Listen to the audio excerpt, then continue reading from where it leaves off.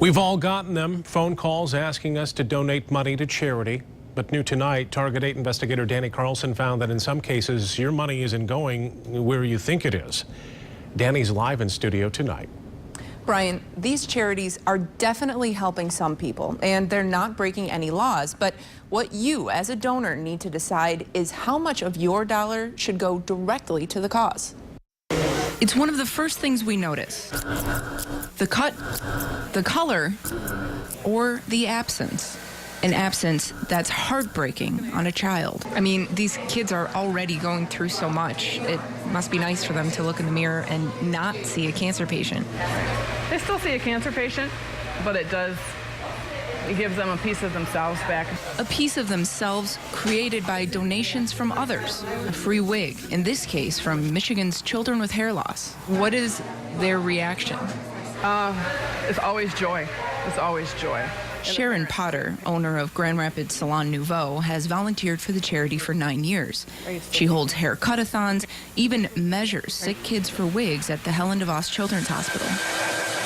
The good deeds not in question, but some of the charity's fundraising techniques are. Our ratings are focused on how cash is being used. Chicago's Charity Watch, an independent charity rating service, says children with hair loss spends too much on fundraising and too little on its mission. Target 8's research shows more than half of the money they raised last year went to fundraising fees. About a quarter went to the kids, making it one of just 2 charities in Michigan to earn an F rating from the group. I was very surprised. I don't know much about nonprofits. I'm not organized enough to have one for myself. And I wasn't aware how much they charge for, that kind of a thing. I know that because we are so small and so new, we do have to depend on others to try and raise funds. 11 years ago, the fledgling charity signed on the dotted line with Southfield-based charity telemarketing company Associated Community Services, or ACS. Target 8 obtained the fundraising contract, which guarantees the charity just 17.5% of whatever ACS raises from you over the phone. That means last year, the charity got about $100,000. ACS, more than $500,000. I imagine a lot of people don't necessarily think that a charity would hire a business to do the fundraising for them. Right, well, that's not correct. Charity Watch reps say at least 60% of donated dollars should go to the charity's purpose. Children with hair loss told Target 8 they were too busy to talk to us. So we stopped by their office outside of Detroit. Why did Children with Hair Loss decide to work with a telemarketing company?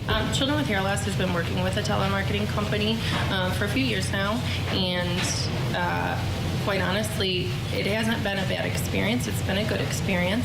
But their marketing director says they're canceling their contract with ACS because the charity's cut is too low. ACS says that the charity hasn't canceled anything, but wouldn't tell us if there have been any requests to do so. It's a common practice. A report from Michigan's Attorney General says, on average, charities get 38% of what professional fundraisers make on their behalf. I'm sorry, is the camera on? Oh, yeah. Yes. Can you turn it off for me, please? We went to ACS to ask if its callers are misleading potential donors. If you leave a card, if you make an appointment, somebody will be glad to make an appointment with you and talk to you. ACS just filed for bankruptcy. It owes millions in back taxes to the IRS and the state. Michigan's AG has also accused the company of intentionally misleading seniors to try to get credit card donations over the phone. ACS called security on us. Would TV out of Grand Rapids?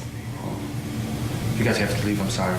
Okay, can I get this business card? No, you have to leave. They later sent us a statement saying, in part, that after expenses, their clients receive approximately 80% of what's raised. It just seems like such an unregulated, seems like almost a Wild West type atmosphere where you can just make a ton of money. It is. I don't have any argument for that. It is. Experts say you should give directly to a charity and just cut out the middleman and their cut of your donation. Children with Hair Loss did raise hundreds of thousands of dollars on its own. Another good thing to do, check out charities at sites like guidestar.org, where you can create a free account to see IRS filings. Ask charities directly what they spend on professional fundraisers and salaries versus actual programming. And just because something is a 501c3 doesn't mean you should trust it.